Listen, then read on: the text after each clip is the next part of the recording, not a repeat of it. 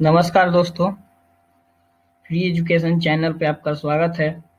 जैसा कि मैंने अपना पहला डेमो वीडियो डाला था, इसमें ये बताया था कि जल्द ही हम आपके लिए फिजिक्स 9th 10th वीडियो लाने वाले हैं। उसके मुताबिक मैंने एक छोटा सा 9th क्लास का फिजिक्स का वीडियो बनाया है।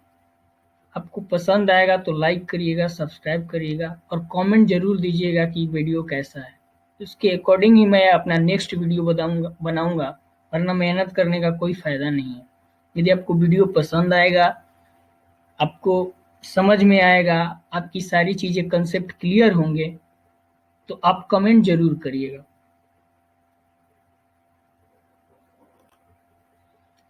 दोस्तों, जैसा कि आप जानते हैं कि पूरा वर्ल्ड, पूरा देश कोरोना वायरस से जूझ रहा है। इनमें ज्यादातर स्कूल कॉलेजेस सारे बंद ही हैं। बच्चों के शिक्षा स्तर पे बहुत ही ज़्यादा इफ़ेक्ट पड़ रहा है। जो बच्चे, फ्रेंड्स, छोटे भाई, जो हमारे देश के फ्यूचर हैं, उनका फ्यूचर अंधकारमय होते जा रहा है। उनका फ्यूचर अंधकारमय ना हो, इसके लिए मैंने एक छोटा सा क्लिप बनाया है, वीडियो क्लिप। छोटी सी वीडियो बनाई है जिसके द्वारा वो कुछ पढ़ सकें, कुछ जान सकें। दोस्तों, ये मेरा पहला वीडियो है, इसलिए थोड़ा सा मैं नर्वस टाइप फील कर रहा हूँ। इसके लिए आपसे मैं क्षमा याचना चाहता हूँ। तो मैं ये चाहता हूँ कि मेरे छोटे भाई, गरीब परिवार के लाचार बच्चे, मेरे फ्रेंड्स, जो भी हो, इस वीडियो का फ़ायदा उठाए, कुछ पढ़ ले, सीख ले। मानते हैं कि वो नहीं पढ़ेंगे, 9th का 10th का नहीं पढ़ेंगे, कोरोना वायरस है तो क्या है, सरकार ने स्कूल बंद कर रखा है, हमें क्या करना है। ठीक है, हम मानते हैं आपकी बात, को नहीं पढ़ना है, आपको सरकार प्रमोट कर देगी, स्कूल प्रमोट कर देगा, आप 9th से 10th में जाएंगे, 10th से आगे जाएंगे। बट आप किसी एग्जाम में बैठेंगे, आप कॉम्पिटिटिव एग्जाम देंगे, जहाँ पे आपको कुछ नहीं पता होगा, वहाँ पे आपको कोई मदद नहीं करेगा। ना ही आपका स्कूल मदद करेगा, ना ही आपका सरकार मदद करेगी। वहाँ पे आप ही को पढ़ना है। तो उस टाइम पे आपको वर्डन ना हो कि हमको इतनी सारी चीजें पढ़नी है, इतना सारा तैयारी करना है, एग्जाम देना है। इसलिए आप छोटा-छोटा चीज़, बेसिक चीज़ें शुरू से ही पढ़ते रहें, तैयारी करते रहें, तो आपके लिए बेनिफिट होगा। तो इसलिए मैंने 9th क्लास का फिजिक्स का पार्ट 1 वीडियो लेके आया हूँ। छोटा ही वीडियो है। यदि आपको लगे कि हाँ, मैं सही ढंग से किसी चीज़ को एक्सप्लेन कर पा रहा हूँ, तो आप वीडियो में कमेंट ज़रूर करिएगा, ताकि मैं अपना नेक्स्ट वीडियो बनाऊँ। वरना ये वीडियो बनाने का कोई फ़ायदा नहीं होगा। क्योंकि जो चीज़ें मेरे अंदर हैं, उसको मैं एक्सप्लेन ही नहीं कर पा रहा हूँ, आपको समझा ही नहीं पा रहा हूँ, तो फिर वो वीडियो बनाने का कोई फ़ायदा नहीं है। और मेरा मोटिव ये नहीं है कि वीडियो बनाना है, वीडियो से यूट्यूब पे वीडियो बनाना है, यूट्यूब पे वीडियो बना के पैसे कमाने हैं, वगैरह-वगैरह।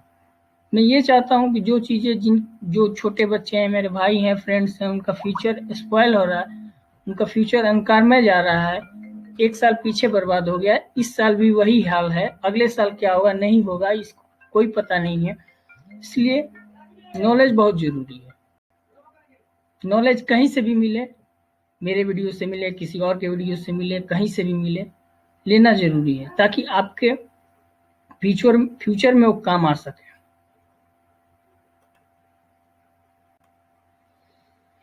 तो स्टार्ट करते हैं वीडियो।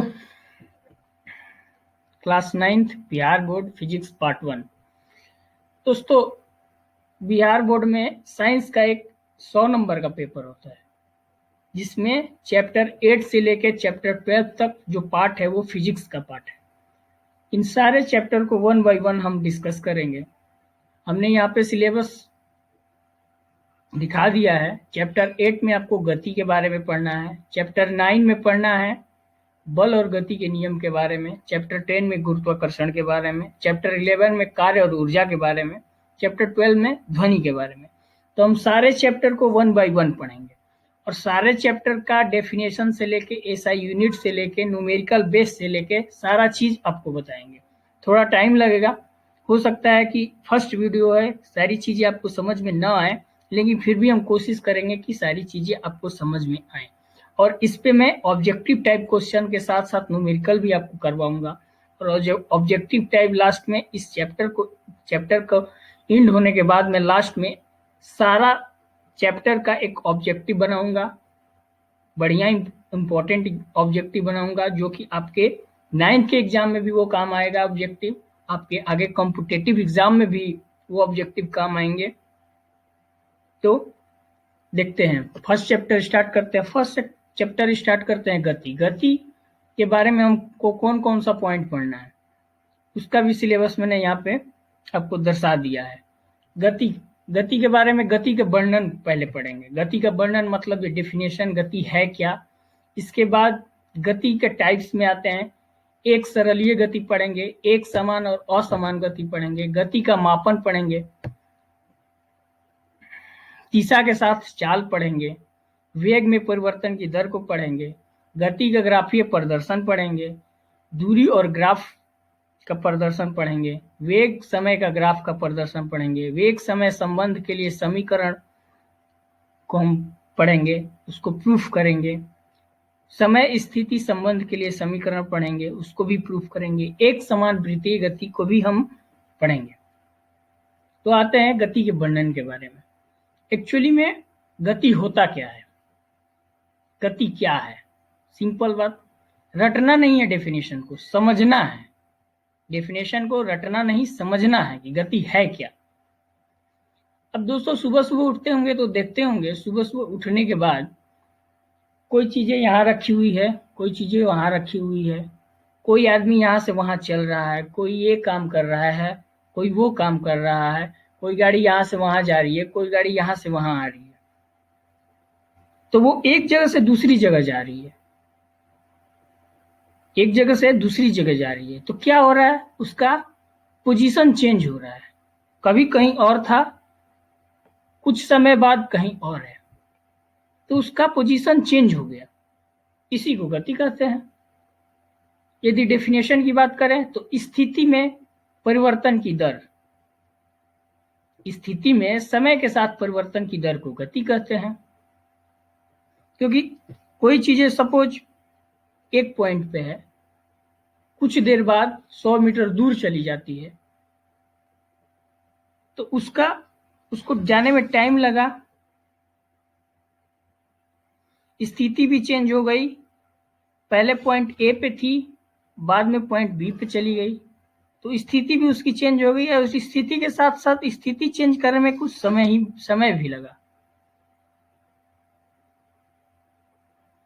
तो स्थिति में परिवर्तन की दर गति कहते हैं। हमने डेफिनेशन भी दिया है। गति, प्रायः हम मानते हैं कि कोई वस्तु गति में तभी होती है जब वो समय के साथ स्थिति में परिवर्तन करे। समय के साथ स्थिति में परिवर्तन, स्थिति में परिवर्तन होगा तो समय लगेगा ही।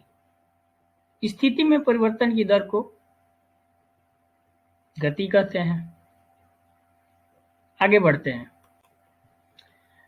गति का डिफिनीशन, यदि कोई वस्तु अन्य वस्तु की तुलना के सापेक्ष स्थान परिवर्तित करती है तो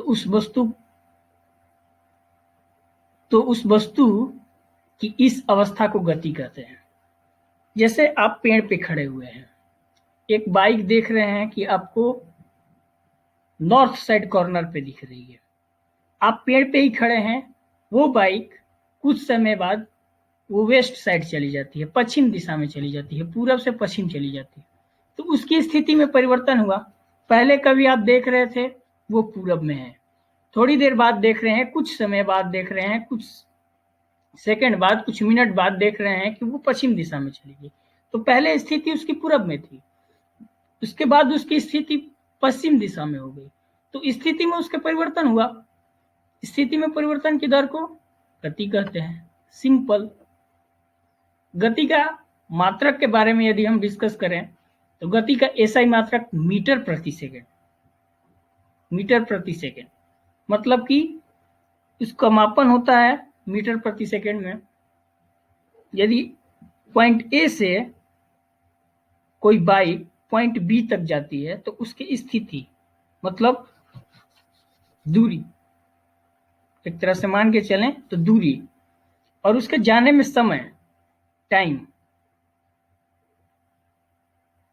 दोनों को मिक्स करिए तो अभी उसके स्थिति में परिवर्तन हुआ समय के साथ, तो वो गति हुआ, तो गति का यूनिट हमारा मीटर प्रति सेकेंड।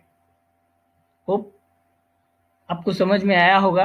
नहीं समझ में आएगा तो आप मुझे कमेंट करिएगा कि समझ में नहीं आ रहा है, फिर से मैं इसको समझाने की कोशिश करूंगा। आगे बढ़ते हैं।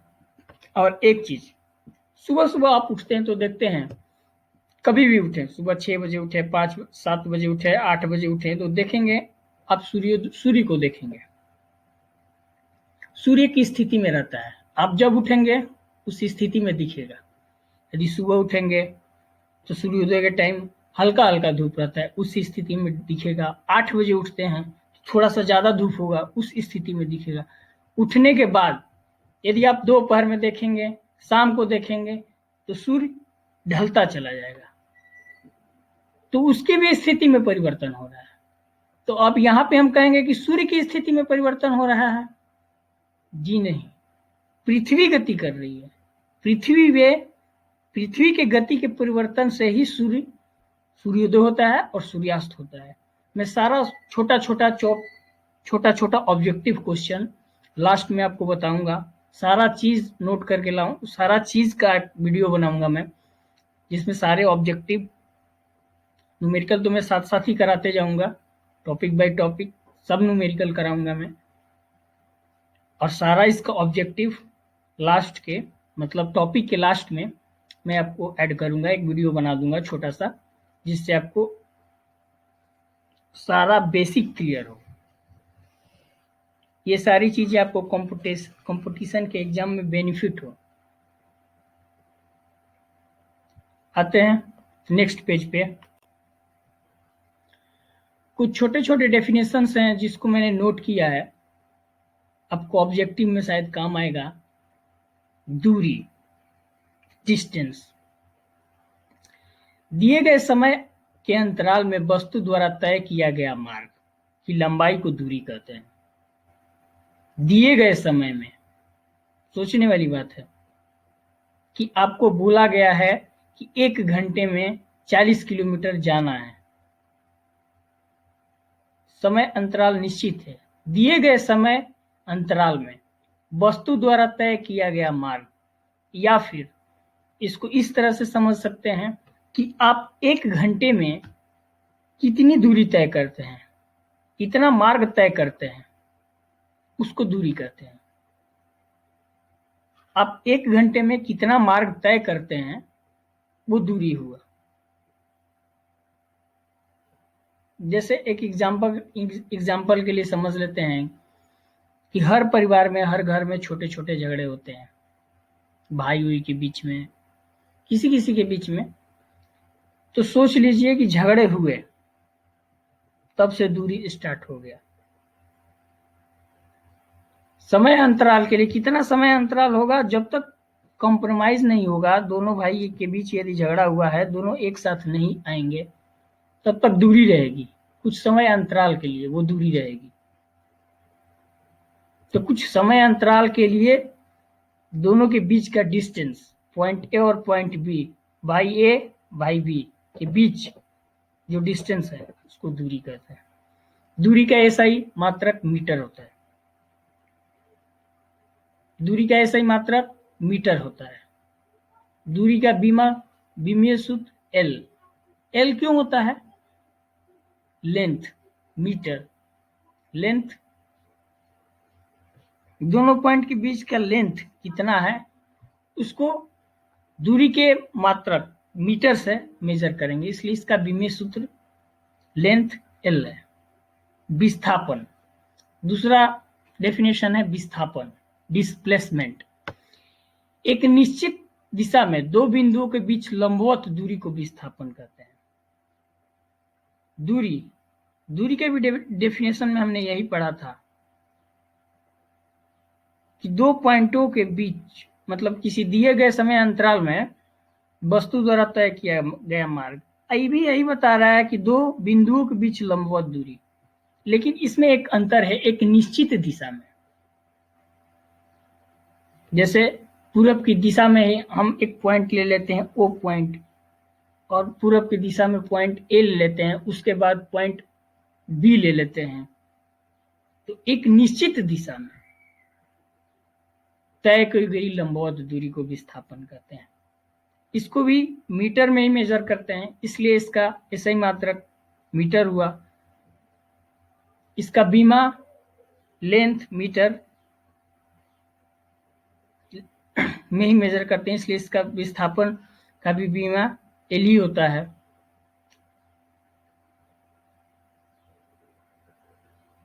हाँ, और एक चीज हम बताना भूल गए, दूरी का ये सदैव धनात्मक होता है, पॉजिटिव। अब ये आप पूछेंगे कि पॉजिटिव क्यों होता है, निगेटिव क्यों नहीं होता। तो आपने अपने कभी सुना है कि हमने -2 किलोमीटर चला है, आज मैं -2 किलोमीटर ट्रेवल किया हूं, या बाइक से या पैदल? नहीं, हमेशा 2 किलोमीटर पॉजिटिव में ही बोलेंगे कि हमने 2 किलोमीटर आज ट्रेवल किया पूरे दिन में। तो इसलिए इसका यह सदैव धनात्मक होता है। विस्थापन सदैव धनात्मक, ऋणात्मक और शून्य भी होता है। अब बोलेंगे कि सदैव धनात्मक, ऋणात्मक, शून्य कैसे होता है। तो विस्थापन मैंने आपको एग्जांपल के तौर बताया था कि ओ पॉइंट से हम स्टार्ट करते हैं, एक पॉइंट ओ लेते हैं, ओ से ए पॉइंट की तरफ जाते हैं 15 मीटर, वहां से जाते हैं 15 मीटर बी पॉइंट तक, टोटल ओ से बी तक आपका हो गया 30 मीटर। फिर वापस आते हैं, तो यदि उसका विस्थापन निकालेंगे तो हमारा कितना होगा? 0। उस पॉइंट से फिर हम पीछे की दिशा में आते हैं, यदि पूरब की दिशा में जा रहे हैं, पश्चिम की दिशा में आते हैं, तो हमारा ऋणात्मक भी हो जाएगा।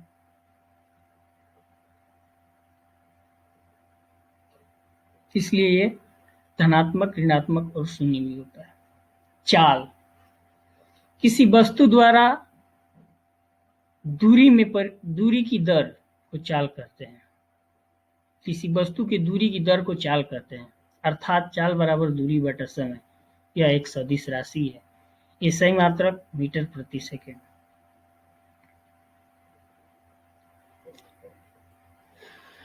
अपने एक फार्मूला ये जो है चाल बराबर दूरी बटा समय, ये बहुत ही इंपॉर्टेंट फार्मूला है चाल निकालने के लिए।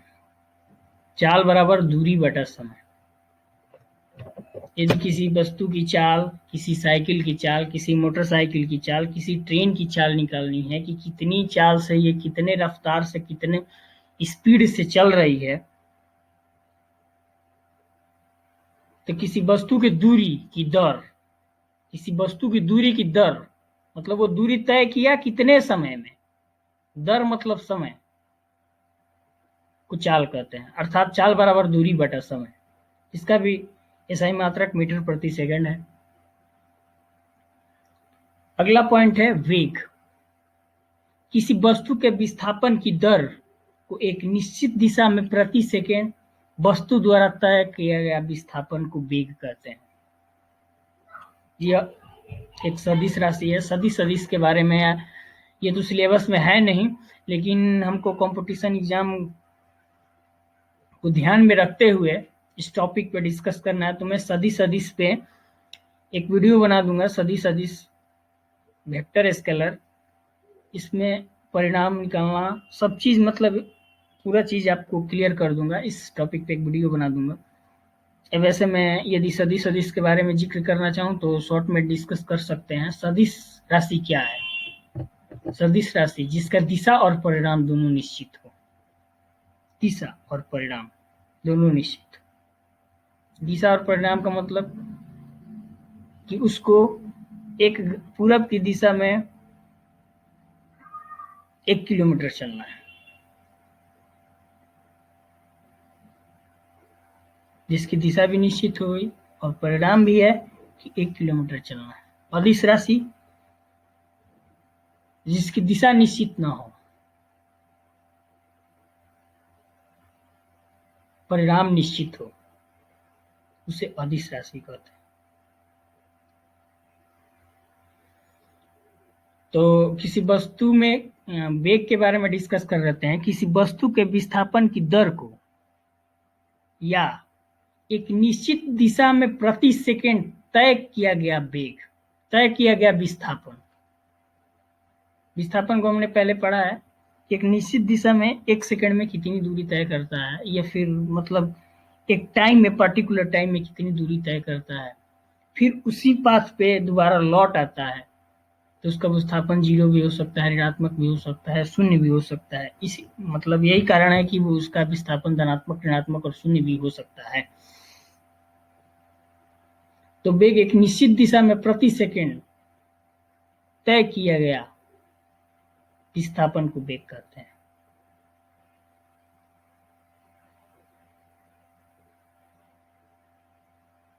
अब आते हैं संवेग, मोमेंटम।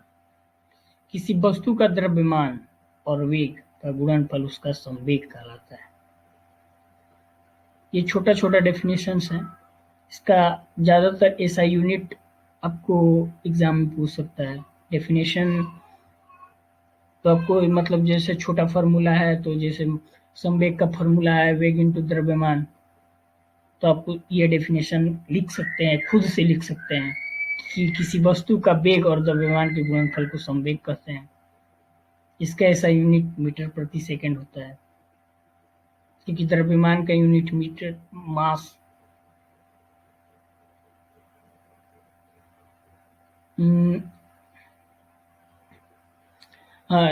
इसका ऐसा यूनिट किलोग्राम इंटू मीटर प्रति सेकंड होता है, क्योंकि वेग का ऐसा यूनिट मीटर प्रति सेकंड है और द्रव्यमान उसके साथ मल्टीप्लाई है, तो मल्टीप्लाई का मतलब द्रव्यमान का ऐसा यूनिट मास किलोग्राम जिसका होता है, तो इसका होगा केजी मीटर प्रति सेकंड।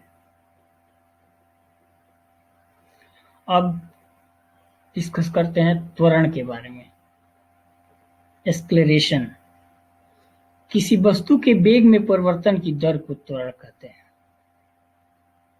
इसका ऐसा यूनिट मीटर प्रति सेकंड स्क्वायर। यदि समय के साथ वस्तु का वेग घटता है तो त्वरण ऋणात्मक होता है। यदि समय के साथ वस्तु का वेग घटता है तो त्वरण ऋणात्मक होता है। और ऊपर डेफिनेशन में किसी वस्तु के वेग में परिवर्तन की दर को त्वरण कहते हैं।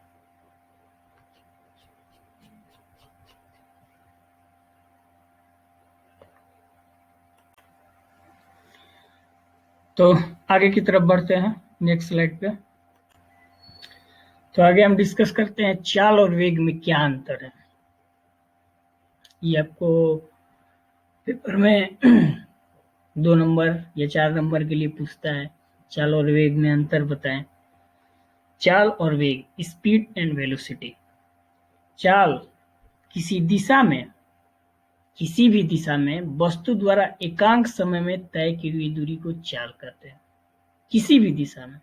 एक एग्जाम्पल के तौर पर समझते हैं कि ट्रेन चल रही है, किसी चाल से चल रही है, उसकी दिशा निश्चित नहीं है, वो किधर भी देखते होंगे आप। ट्रेन मतलब सीधा तो टर्न, डायरेक्ट टर्न तो नहीं होती, लेकिन सर्कल के हिसाब से थोड़ा थोड़ा टर्न होती है।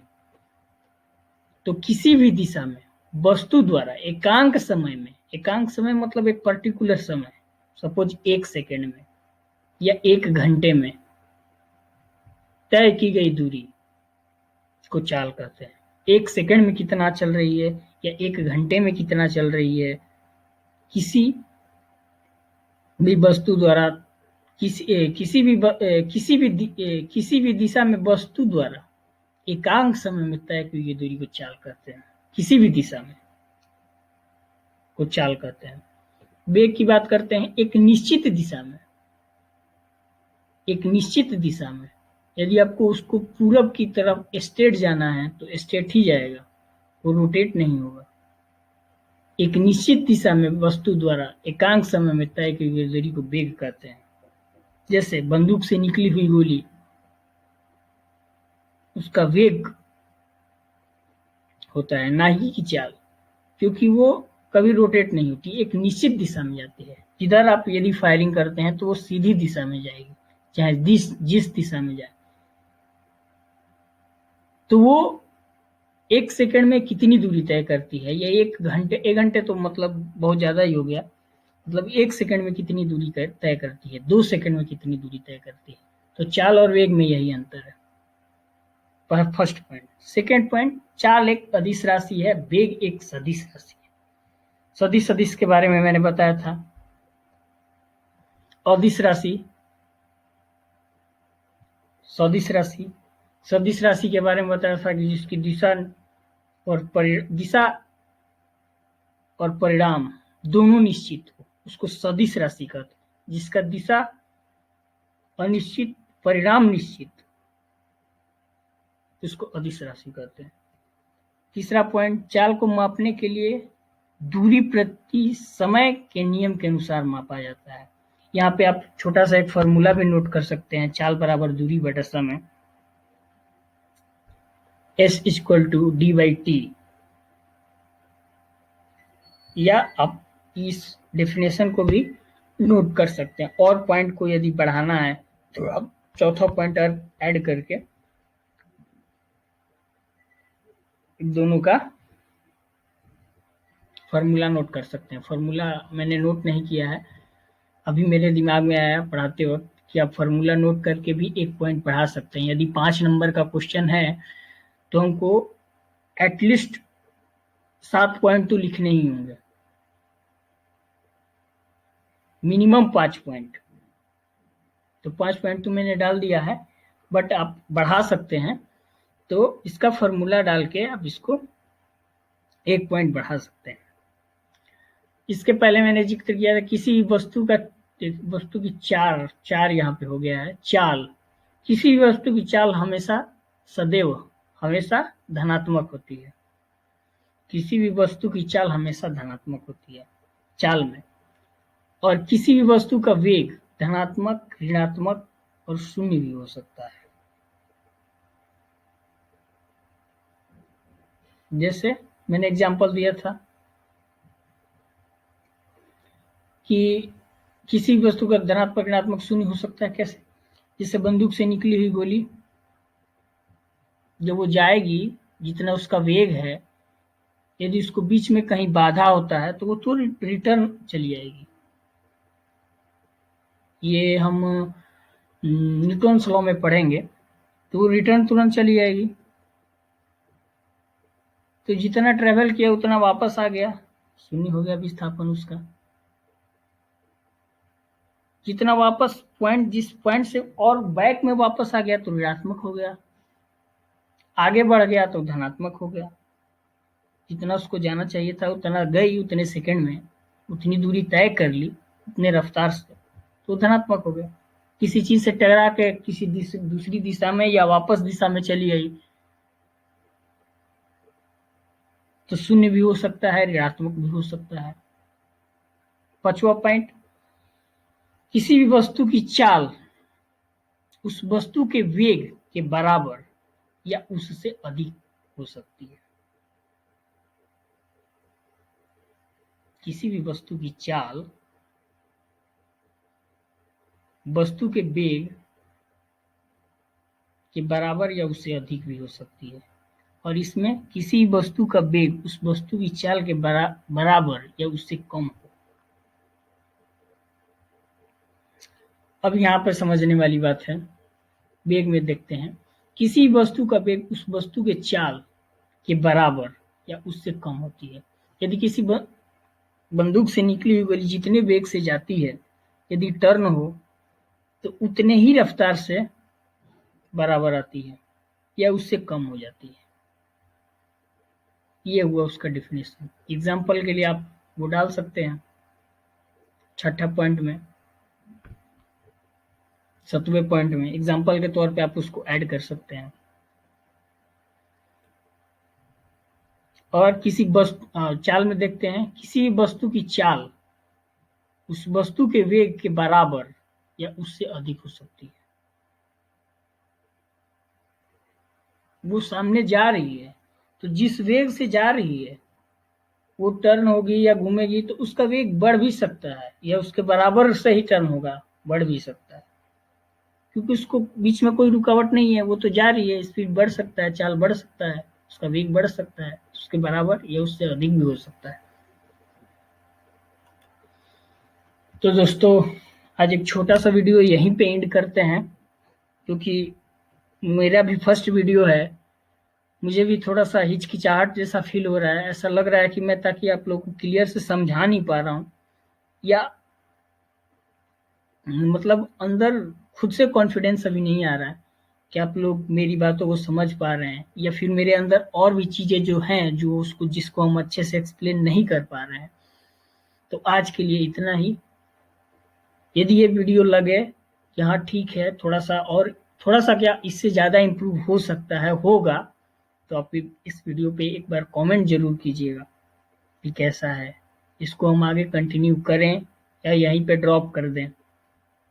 तो एक बार कमेंट जरूर करिएगा, चैनल को सब्सक्राइब करिए, बेल आइकन को दबाइए ताकि आपको नेक्स्ट वीडियो का अपडेट मिलता रहे। साथ ही साथ दोस्तों को शेयर करिए। नमस्कार, धन्यवाद।